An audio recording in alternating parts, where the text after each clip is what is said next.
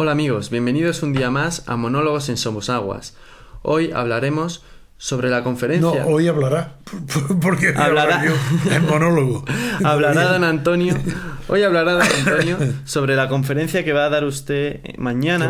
Voy a pronunciar, impartir, porque yo recuerdo un artículo de Ortega que decía el terrible anuncio de dar una conferencia, porque parece que va a dar un pelotazo, que va a dar algo, no se dan las conferencias, se pronuncian, se imparten las clases, no se dan. Pero es verdad que el uso dar conferencia, dar una clase está muy extendido y es correcto.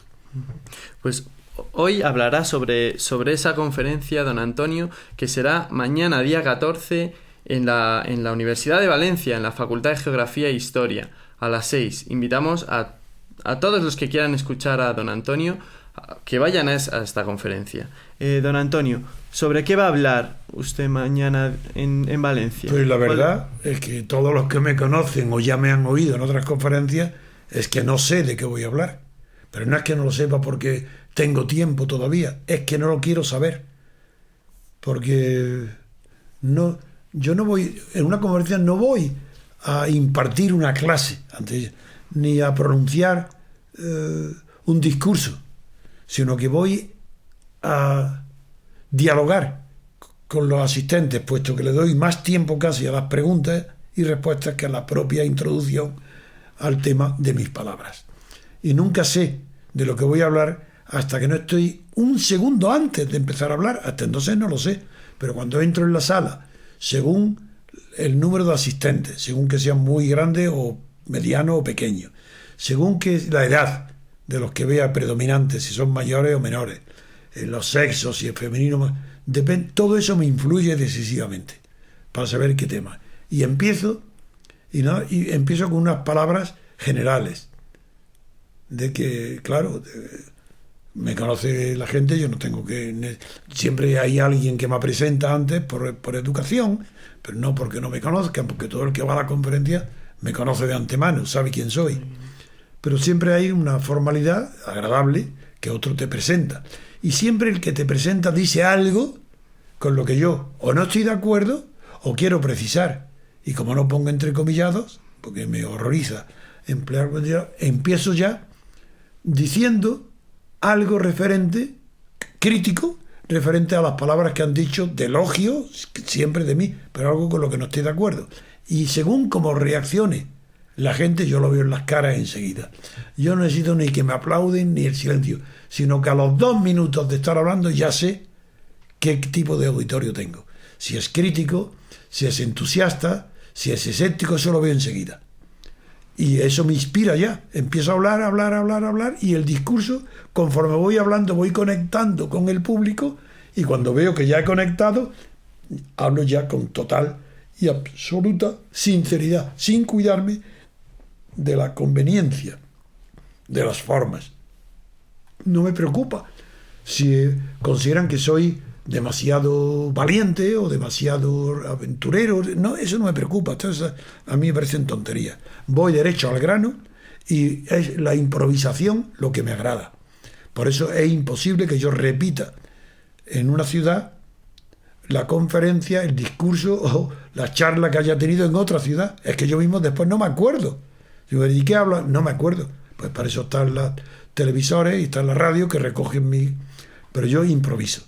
Y en cada improvisación hay algo nuevo que no he dicho antes. Porque el acto de hablar para mí, como el de escribir, es un acto de pensar. En eso quizás consista la principal diferencia que encuentro entre mis charlas o mis discursos o mis conferencias con las de los demás. Que los demás sí es verdad que los pensadores, sobre todo escritores profundos, escritores de cosas serias y reflexivos, pues saben que se piensa al escribir. Pero yo nunca, antes de mí, había conocido a nadie que pensara hablando. Y yo sí. Yo cuando hablo, voy pensando. Y a veces pienso cosas nuevas, cosas que antes no había pensado. Por eso yo mismo me enriquezco muchísimo cuando hablo. No como dicen demagógicamente muchos oradores y profesores de sus alumnos que aprenden dando clases porque aprenden de los demás. No, yo no aprendo de los demás, desgraciadamente. Eso es lo que quisiera. Lo que aprendo yo es que al tratar de explicar algo difícil a los demás, reflexiono y pienso y se me ocurren ideas que antes no había pensado.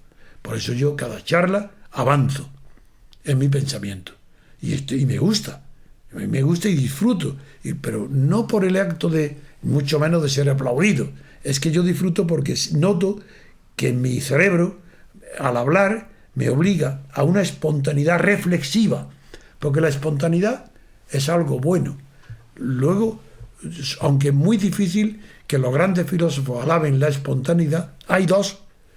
Uno de ellos, nada menos que Leibniz, que hizo un elogio a la espontaneidad, basándose en las mónadas y la comunicación, que era imposible entre ellas sino a través de la mónada trascendente o de Dios. Y otro es Gramsci. En Gramsci también hay una gran alabanza de la espontaneidad. Y yo también la alabo. Me gusta la espontaneidad. Porque la espontaneidad enseña muchísimo. Enseña, uno, a dominar al instante los instintos. El juego sonoro de la palabra me gusta, instante, instinto, no tienen nada que ver, pero es bonito utilizarla, porque tienen un sentido poético cuando se unen, porque es verdad que los instintos actúan al instante si no los dominan. Bueno, pues la espontaneidad enseña a domeñar, domesticar, frenar lo que puede ser peligroso en la expresión por demasiado temerario, por demasiado tímido. Pues al hablar te va enseñando y también te va educando a ti mismo en la expresión, y esas reflexiones se traducen luego en el contenido del pensamiento, que es maravilloso cuando se basa en la espontaneidad. Luego la espontaneidad implica que no hay hipocresía, que no tienes tiempo de estar calculando los efectos de tu palabra, si vas a tener con ellas más parte. Eso en un político es casi prohibido. Un político que hable espontáneamente estaba perdido, porque no tienen idea, no saben, no son pensadores. Y llevan todo preparado. Y cuando hablan con espontaneidad, repiten malamente, de una manera torpe, los tópicos y las frases hechas que tienen aprendidas desde que empiezan en la política para su propaganda. La propaganda del partido o la suya propia. Pero no reflexionan hablando, no reflexionan escribiendo cómo va a ser hablando. Pero yo tengo, desde muy joven, desde muy pequeño, como me molesta muchísimo repetir cosas que oigo que no me gustan, pues aprendí el arte de pensar hablando. Yo no, por eso no me preocupo de la retórica, por eso no, ni de la fonética, ni de las cualidades del orador, que es verdad que la fonética y la articulación es fundamental. Yo voy muy deprisa, pero no como Fraga. En Fraga, su cerebro, como no piensa, dice cosas, tópicos, va más deprisa su cerebro que su lengua, y por eso no se le entiende lo que dice. A mí sí se me entiende, pero también, como tengo que crear, voy creando, pues la articulación de la palabra, el idioma, tiene que estar al servicio de la creación. Por eso puedo titubear y no me importa, o pronunciar mal una palabra y no me importa. Al contrario, me gusta, porque es espontáneo, porque eso me está ayudando a ir creando, pensando, reflexionando. Y creo, de verdad, que muy pocas veces en los libros clásicos de la retórica, en los que tenemos nada menos que la gloria, en los españoles, de tener a Quintiliano, por ejemplo, que nació en Calatayud, en Calahorra. Pues ese arte se ha perdido. Y ahí es verdad que se enseña periodismo, pero en la escuela de periodismo no se enseña lo que es el arte de pensar cuando se escribe, ni el arte de pensar cuando se habla. Y eso yo lo practico. Por eso no sé decir, no sé expresar hoy de qué voy a hablar en Valencia. Pues depende del público que venga allí. De él, según él, yo le voy a hablar a ese público. Y en otro sitio hablaría de manera diferente.